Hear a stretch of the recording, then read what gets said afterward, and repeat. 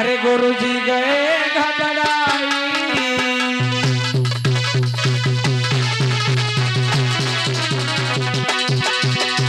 नालायकों, लगातार हम तुमको पढ़ाते चले आ रहे हैं, लेकिन हमारी बात तुम्हारी समझ में नहीं आती है। हमको मालूम है गुरुजी। हाँ तो तुम ही बता दो। बताओ। क्या बताओ गुरुजी? नालायक कह के इतनी देर से चिल्ला रहे हैं और तुम कह रहे हो। और सुन के इतने बहन रे तब गुरुजी बोले बानी।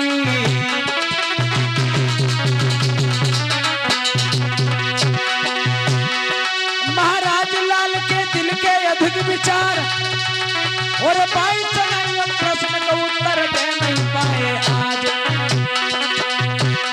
भैया आज गुरुजी देखो अपनी बात सुनाई है। अब तो देखो गुरुवर ने की अपनी बात सुनाई है।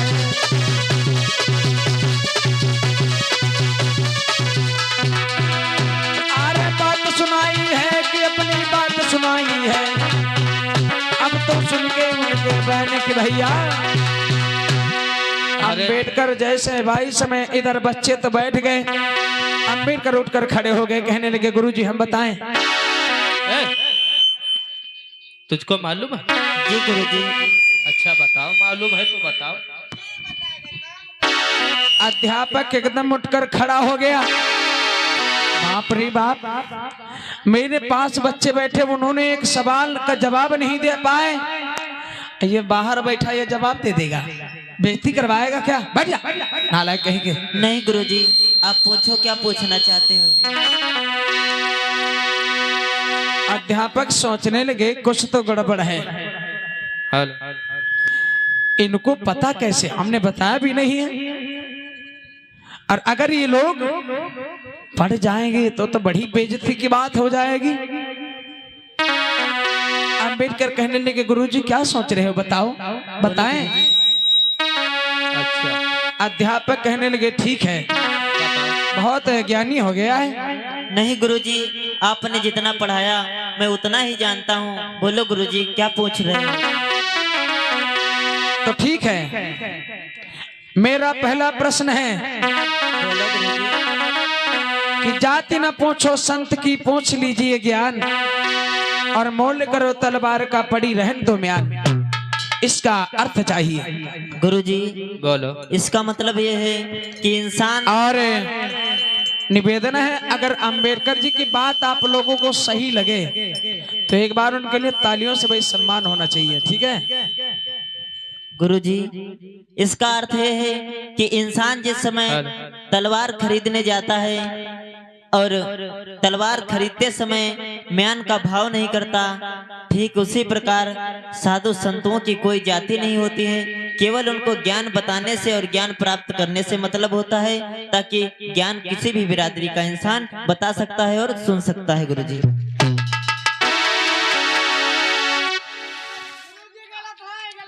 गलत है, बहुत ज्यादा गलत है। नालायक कहीं के।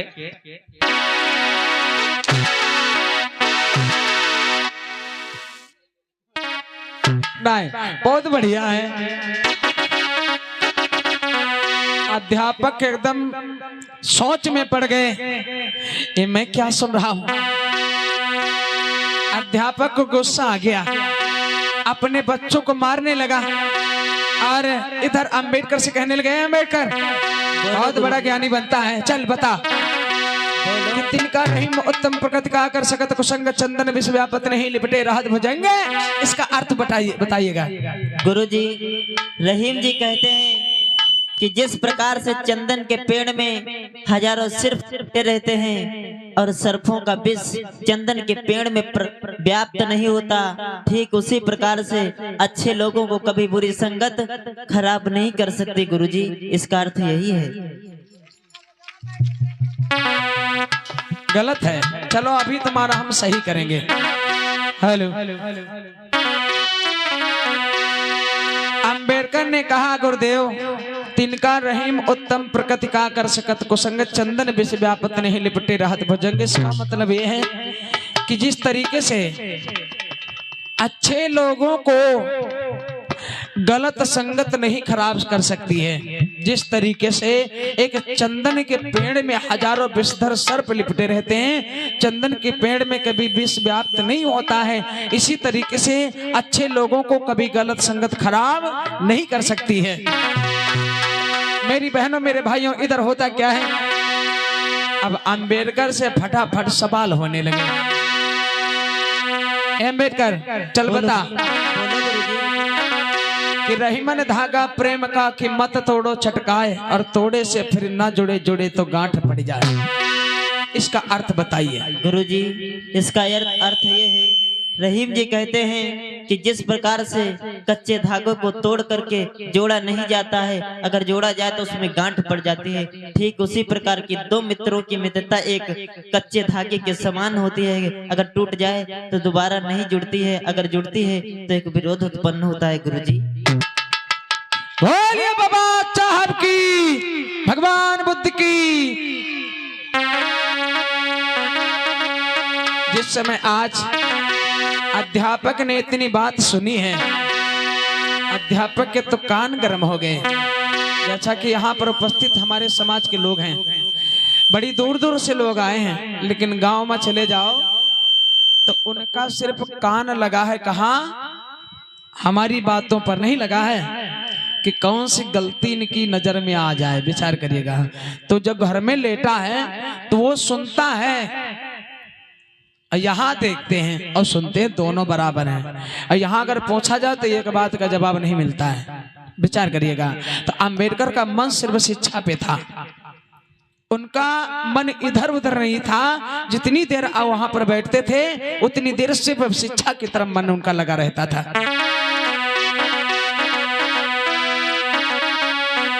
आरे सुनी करके बानी कोई लाल की मर्दादा, कोई मास्टर में घबराई जी।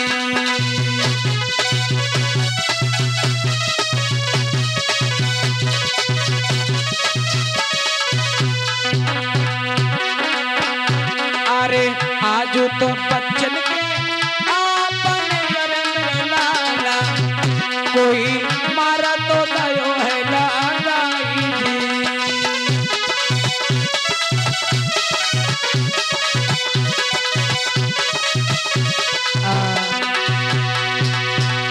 को तुम कहते थे वो उत्तर गलत है, देखो एक भी शब्द गलत नहीं गया है। स्कूल में पढ़ाते हैं, खाए खाए चौड़िया रहे हो, तुमको कुछ नहीं पता नालायकों।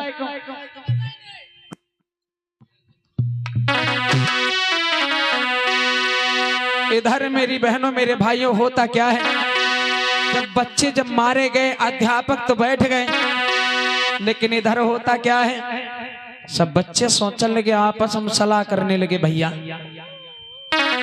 देखो भैया, गुरु तो नहीं सुनती, नहीं उनका सुने ना, इनके कारण दोनों के कारण हम तो सबको मारे गए ना। आए जत्ती हमरे बरते बनी वत्ते ही समझ ले, सब खून हमारे खाओ लिगवाही ने के, और इनका बदला लई जरूर लिया बा का समझ लीन जाई। इनका रुक जाने के देखियो भाई, चटनी न बनाई थी तो बताई थी हम कब काहे क्या राना। हाँ ये कल के जोगी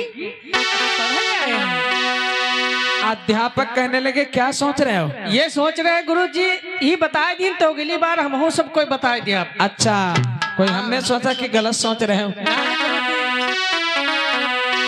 इधर मेरी बहनों मेरे भाइयों, कुछ लंच का जब टाइम हुआ, इन बच्चों ने सलाह किया कि इनकी वजह से, इन अछूतों के वजह से हम मारे गए हैं।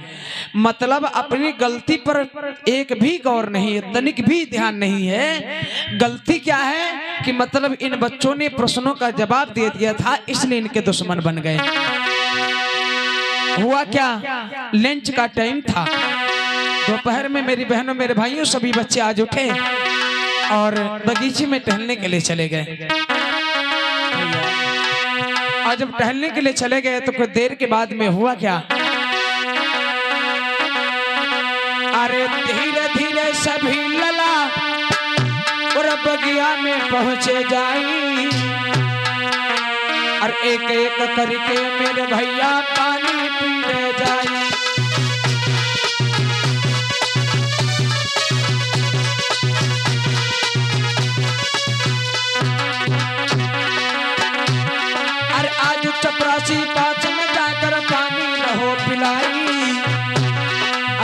बच्चे मेरे भैया आपस में सलाह मिलाई।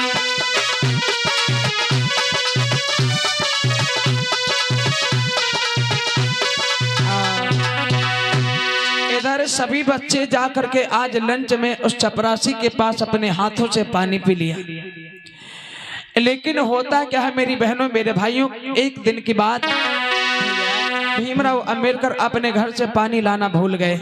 भैया आनंद, देखो आज हम अपने घर से पानी लाना भूल गए हैं और हमारे बहुत जोर से प्यार। भैया चलो हमें थोड़ा पानी दिला दो भैया। तुम्हें पता होना चाहिए कि वहाँ स्कूल में पानी नहीं दिया जाएगा। 4 शर्तों के मुताबिक उन शर्तों को साथ में लेकर चलना पड़ेगा भैया। अगर देखा जाए तो यहाँ पर पानी हमें तुम्हें नहीं दिया जाएगा। हमारे बहुत जोर से प्यास लगे भैया, मेरा गला सूख रहा है भैया, थोड़ा पानी पिला दीजिए भैया। भैया नहीं, नियम का पालन करना पड़ेगा। अगर देखो पानी लेने जाएंगे तो भैया तुम्हें पता है पानी नहीं दिया जाएगा, हम लोग मारे जाएंगे। भैया मुझे प्यास लगी है, चलो गुरुजी के पास चलते हैं, थोड़ा पानी दिला दो भैया। अरे कि अब तो प्यास लगी भारी, अरे हमको दी जाओ नीर पिलाई।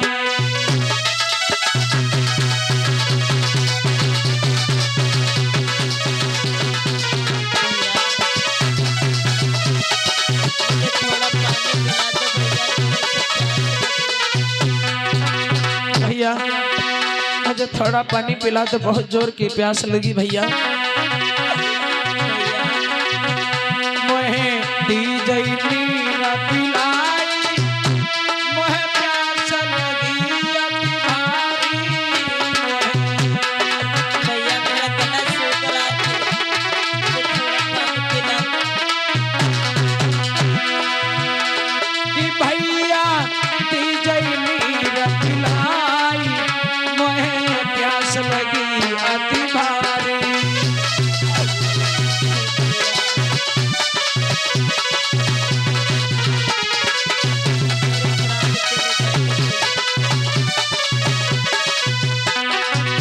भैया मेरे भैया मुझे पानी पिला दो, विचार करिएगा अंबेडकर पानी के लिए तरस रहे हैं।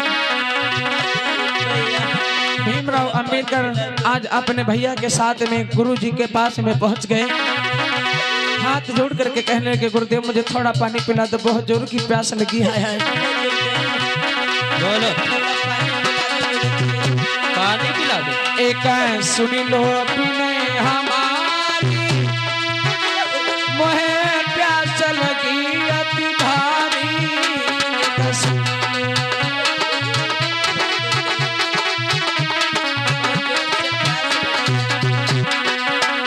एक सुन लो गुरु हमारी, मोहे प्यास लगी अति भारी। मोहे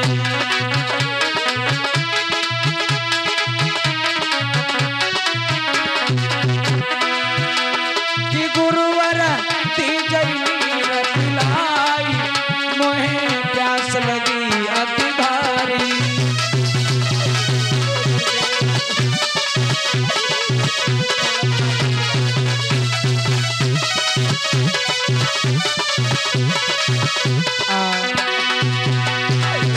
क्या बोल रहे हो तुम लोग?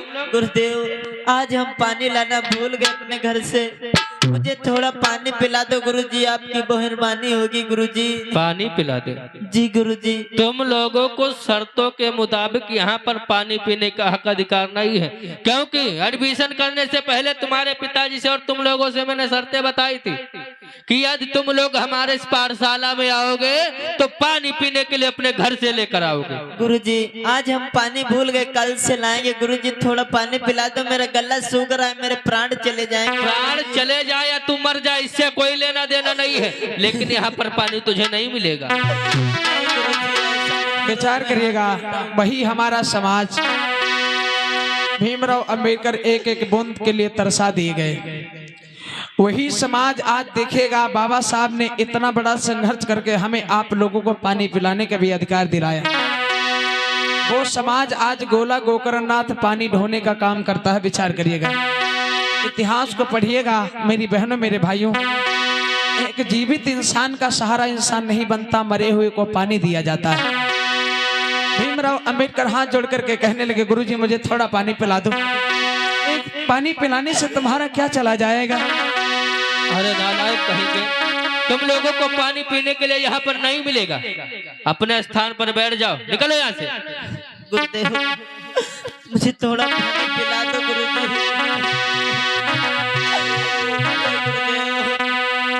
भरी नैनन में नीर,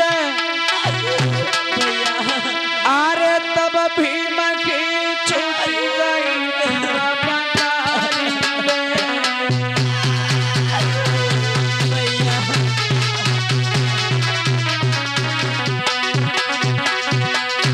भैया। देखो पानी नहीं दिया जाएगा, चलो मेरे भैया।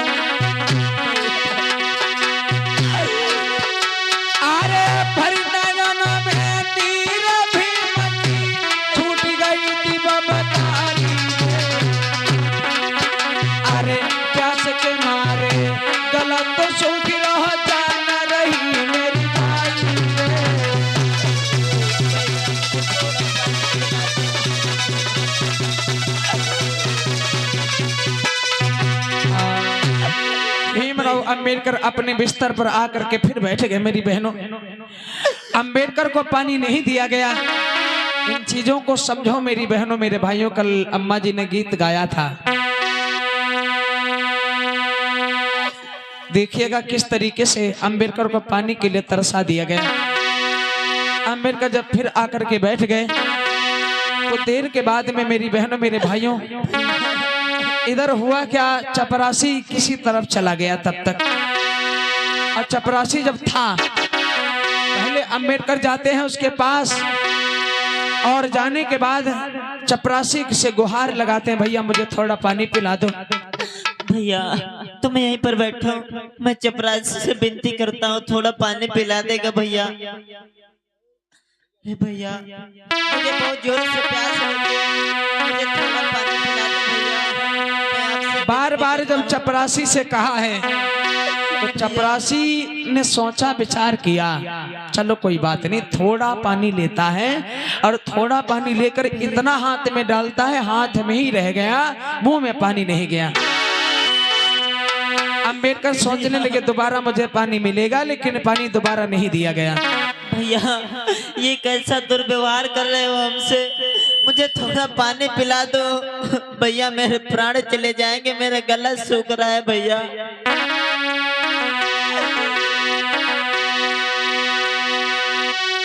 रो करी के भीम बोले, अरे सुन लो तुम बात हमारी, अरे प्यास के मारे भैया और मेरी जान रही अब जाई, अरे प्यास के मारे भैया मेरी जान रही अब जाई।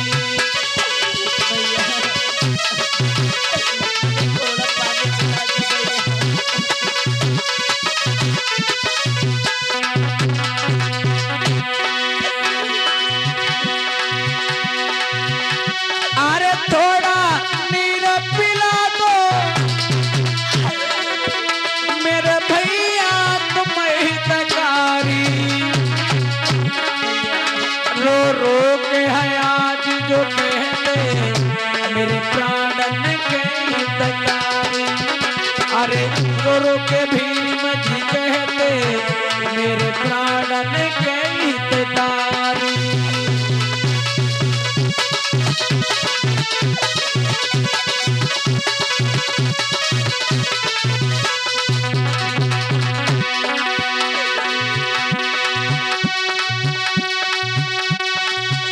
बिना पानी के मेरा भैया और जीना नहीं गंवारा, मेरा तुम भैया आज बन जाओ एक सहारा, मेरे भैया तुम भी तो बन जाओ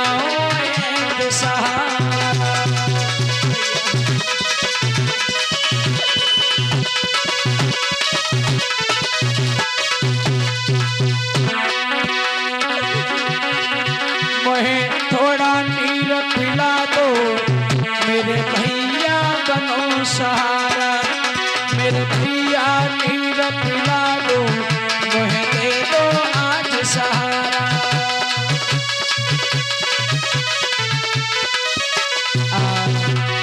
बोलिए बाबा साहब जी। भैया मुझे पानी नहीं मिला भैया, मेरे प्राण चले जाएंगे, मुझसे आवाज नहीं निकल रही भैया, मुझे थोड़ा पानी पिला दो भैया। भैया और प्यास नहीं मानी। भीमराव अंबेडकर बहुत परेशान हो गए, बहुत लाचार हो गए। सोचने लगे भैया मुझे पानी नहीं दिया जाएगा, हमें लगता मेरी जान चली जाएगी।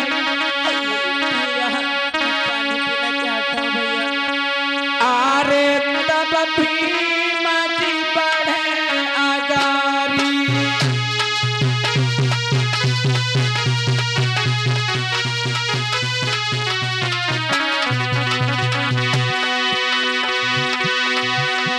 अरे कई भीम जी बढ़े आगारी, ढोलक का बेस। अरे कई सुन लो सभा के भाई,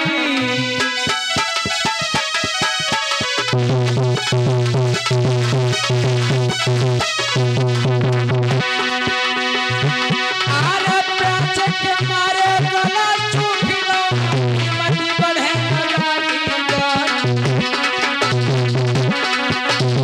लकी लकी कई भीम जी रोए गए। अरे पर तो कोई ध्यान बिसरी नहीं जाई,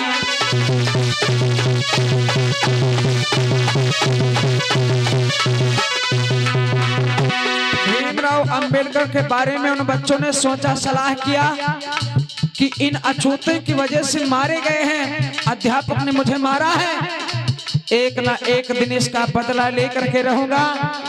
अंबेडकर प्यास के मारे जब तड़पने लगे तो घड़े की तरफ बढ़ गए मेरे भैया।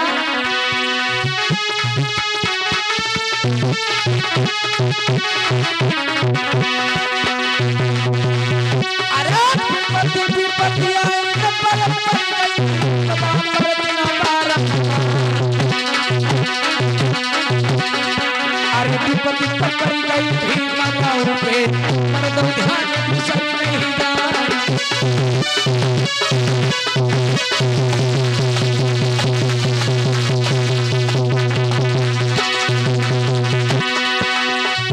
अरे एक व्यक्ति ने मारे पत्थर, तब खोपड़ी फूटी।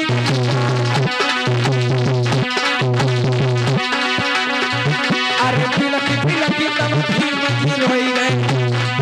अरे वीरन कहीं दशा ना जाए।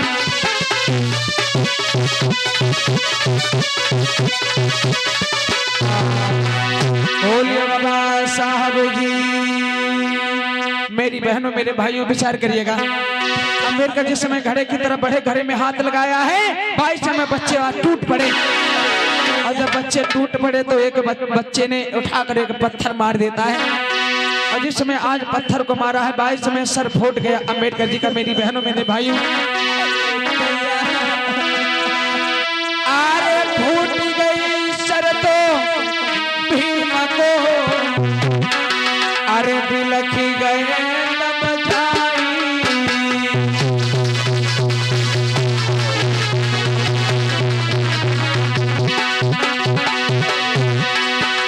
अरे भीमराव अंबेडकर सोचने लगे, विचार करने लगे, नहीं पानी देना था तो कोई बात नहीं है, मेरा सर फोड़ दिया। अंबेडकर को मूर्छा आ गया, अंबेडकर जमीन पर गिर गया। हाय हाय।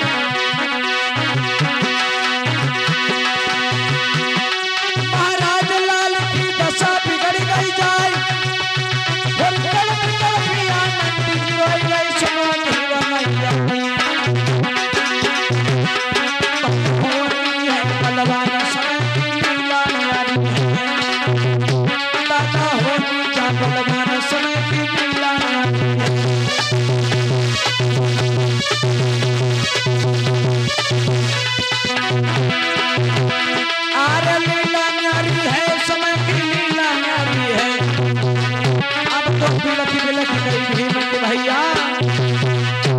मेरी बहनों मेरे भाइयों विचार करिएगा,